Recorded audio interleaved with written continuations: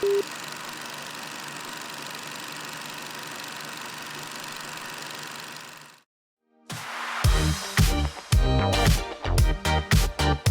Pulse of Spokane is a broad show that showcases many different things in our community, sponsored by Local 29 Firefighters Union, Well Dressed Walrus, and Homes for You.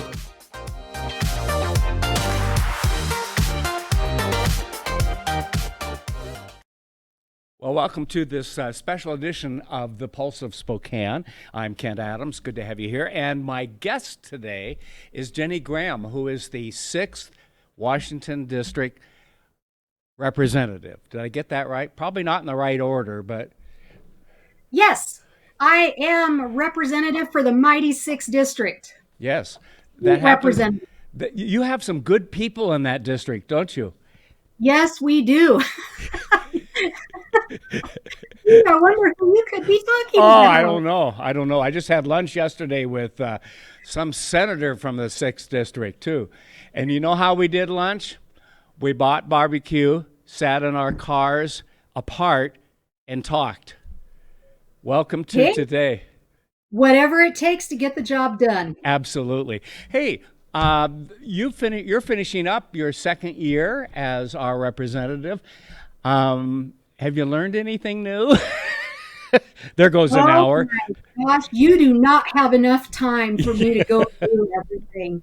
Right. But the exciting part, though, is that I am so close to just the average Joe in our community that I really have learned so many things. Some not so good, and some really good. Yeah. And it's just been I feel so honored that the people in the 6th District trusted me to go there and to represent them, to fight, for them, to listen to what their needs and their issues are, and to go over there and be effective for our 6th District. Yeah.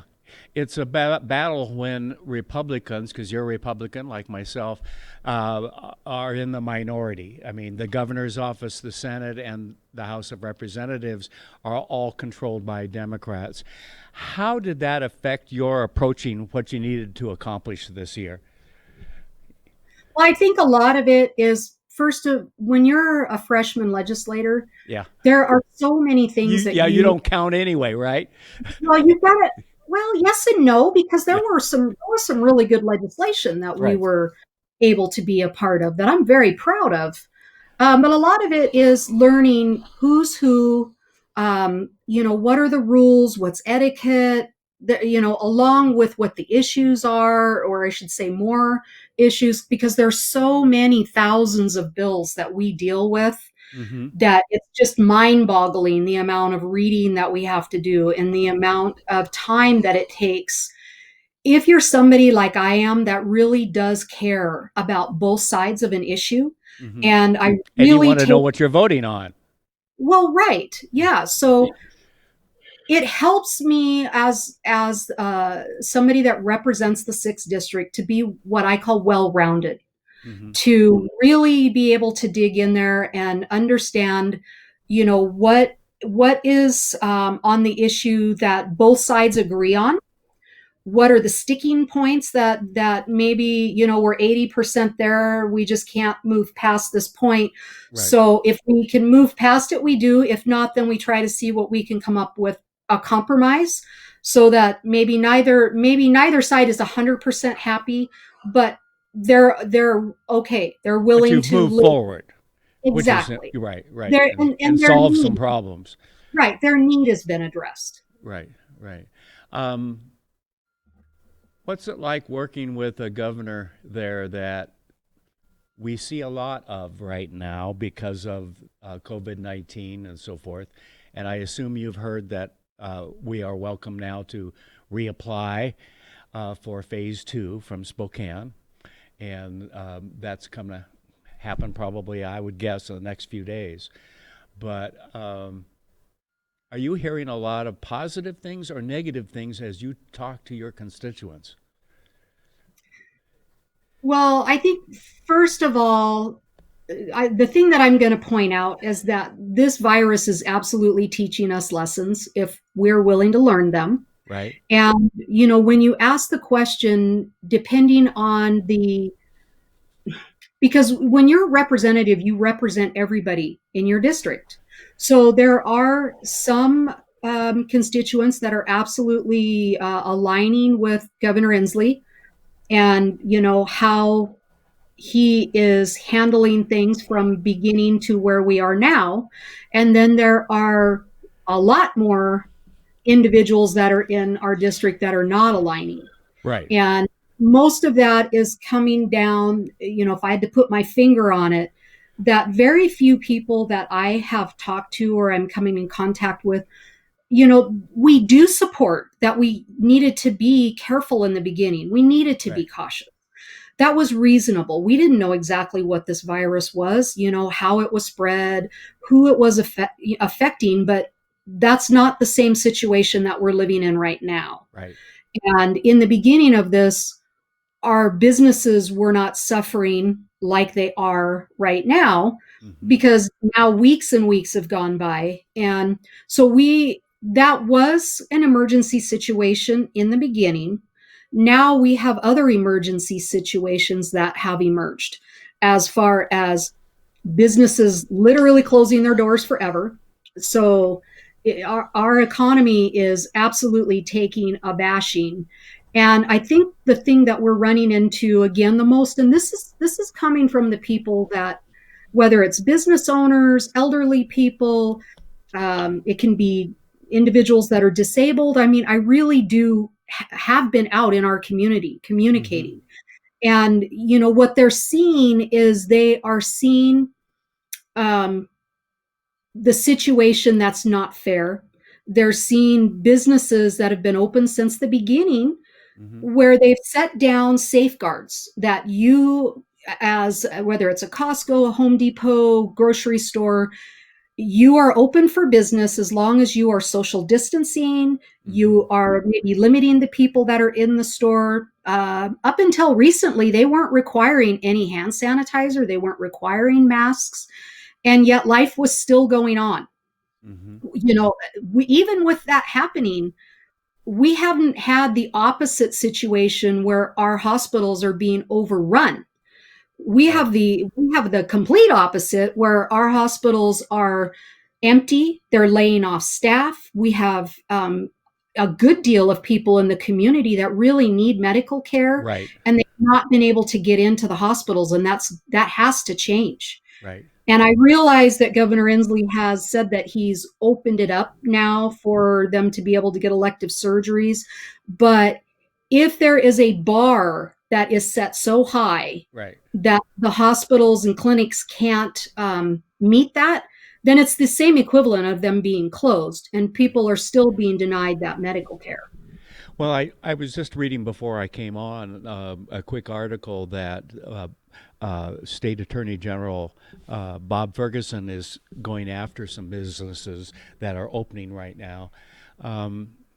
Personally, I don't see the need for our Attorney General going after businesses in that way.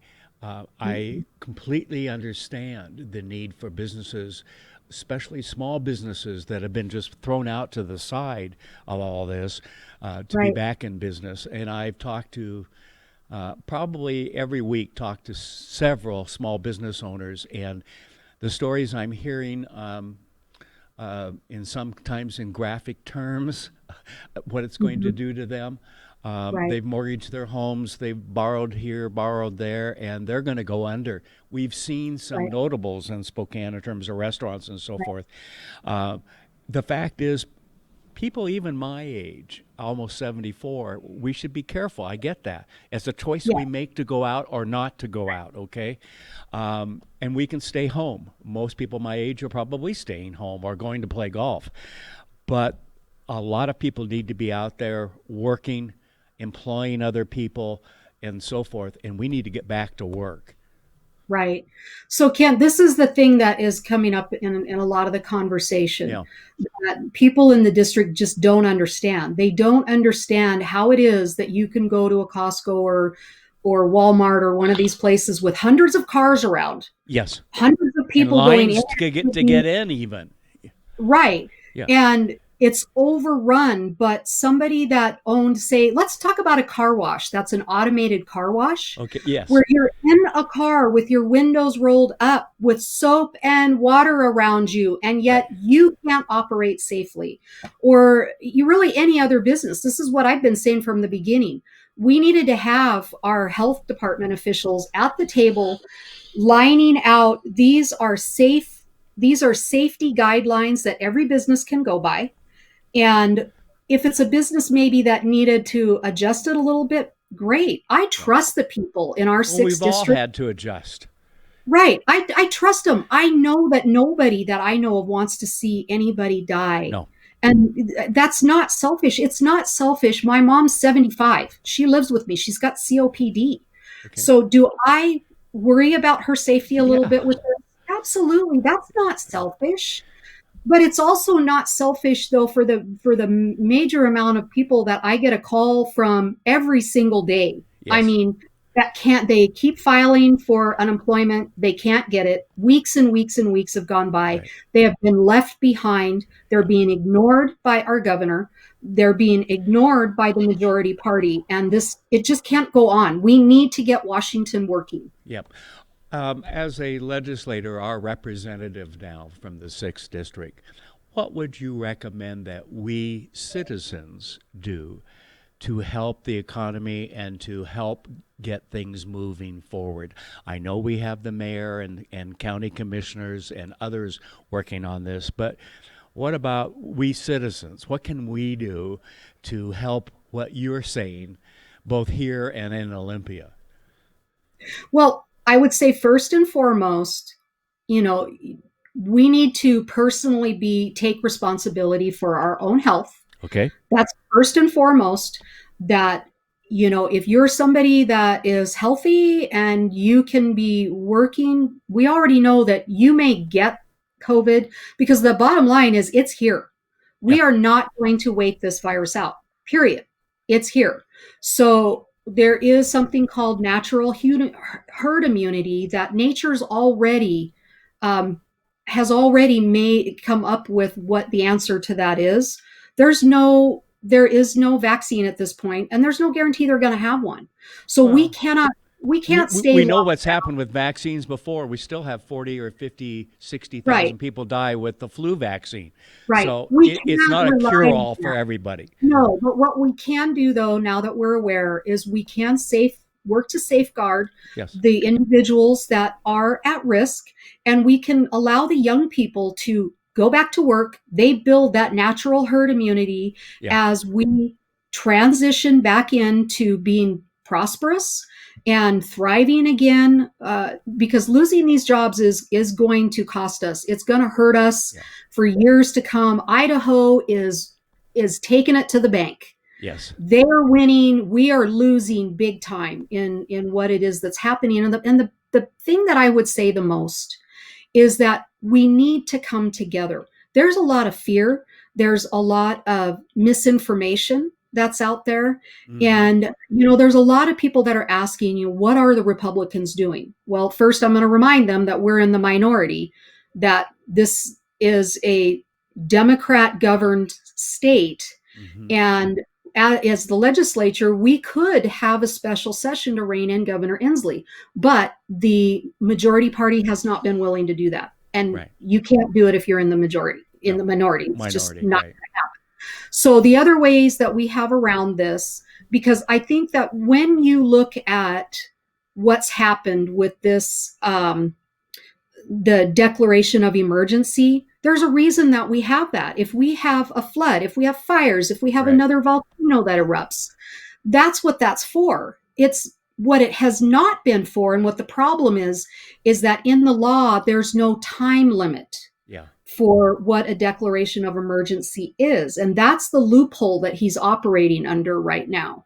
So if the legislature is not willing to hold a special session, he is not willing to call one, then it falls to our judicial branch. And if you look at what's happened in Wisconsin or in Illinois or now in Oregon, they have Supreme Courts that are willing to stand up and challenge the constitutionality of what's going on, Right. because the bottom line is we do not at this point in time have a major emergency going on. We do not have people that are dying. No. You know, they're getting sick. Yes, we have some that are dying, but we can't stop death totally. No. So, and it's not that we don't care. We absolutely care. But we Absolutely. can't sacrifice one life for other lives and say that one's more important than the other. And that's really in a nutshell what we're doing right now. Well, And it's hurting a lot of other families. I think you're right. I think one of the things that I will say is that we have an election coming up on the 4th of August and one on the 3rd of November. And it's time to make some changes from some of the Democrats that we've elected, both at the Right. governor's level, certainly at the uh, state attorney general, and for some of the things that he's done, going against things that we voted on and so Right. forth. We have a mess. So, And so if you look across the country, Jenny, the states that are having problems are primarily run by the side that wears the blue shirts.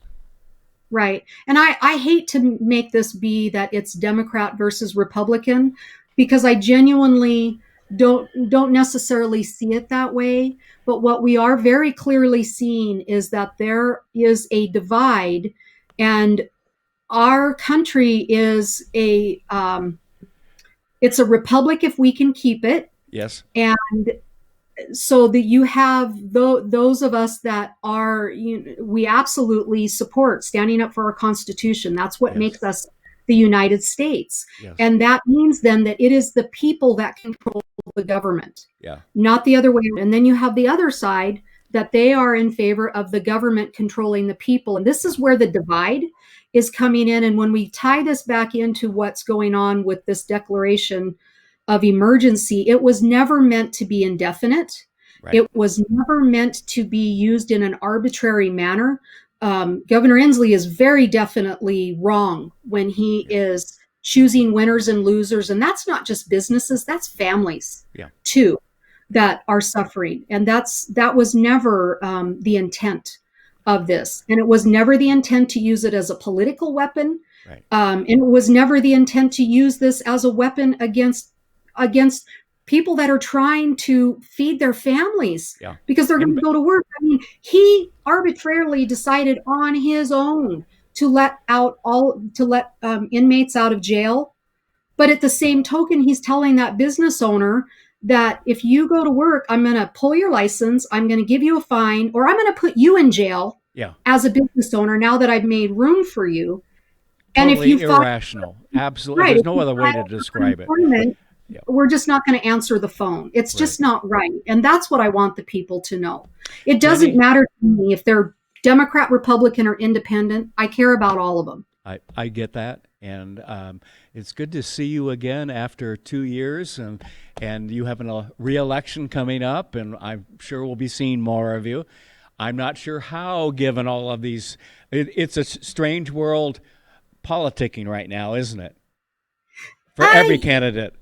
Yes. I mean, I guess that's just my personality, though, is that I'm somebody that whatever life throws at you, you just do what you've got to do. You keep moving forward. Time's not stopping for any of us. No, that's so true. And none of us are guaranteed an easy road to hoe. No, that's for sure. So this is what we have. We just got to work together, and we are going to rise above this. We are going to thrive, but we have to do it together. Thank you very much. Jenny Graham, who is the 6th District Representative for the state of Washington here in the Spokane, Cheney area. Thanks for watching The Pulse of Spokane. Have a good day, everybody. Join us at Paint Night, where you release your inner artist, hosting events in Spokane and surrounding areas. We are the party on wheels and can come to your choice of locations. We specialize in private events, corporate team building, and fundraisers. We are the original Paint Night and want you to join in the fun. Check us out at www.paintnight.com, and we always offer $10 off with the code SPOKANE10.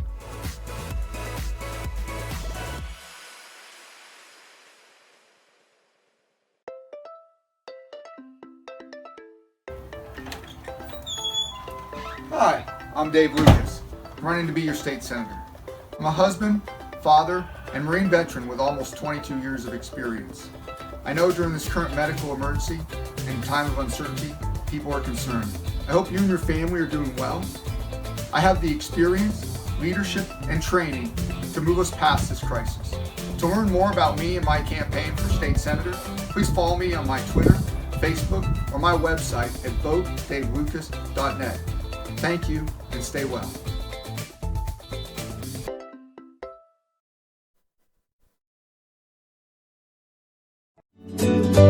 To help you be safe, Washington state law requires you to call 811 2 full business days before you plan, for example, to dig, drill, plow, pull from, or pound anything into the ground. Be prepared to provide the operator with the correct address, cross street, and the description of your work. You must mark the dig area with white paint. The operator will inform you of the utilities notified of your impending excavation. Wait for all their marks. Be safe and dig with care. Welcome to Tom Sawyer Country Coffee. Tom Sawyer Country Coffee only roasts the finest organic coffee for our signature blends. Enjoy a cup at our coffee shop and local businesses and organizations across the region. I'm Tom Sawyer, and we choose the Pacific Northwest.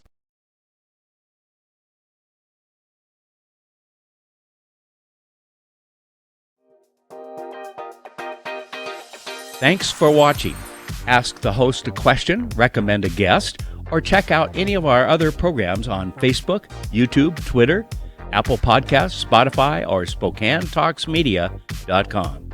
Sponsored by Local 29 Firefighters Union, Well Dressed Walrus, and Homes for You.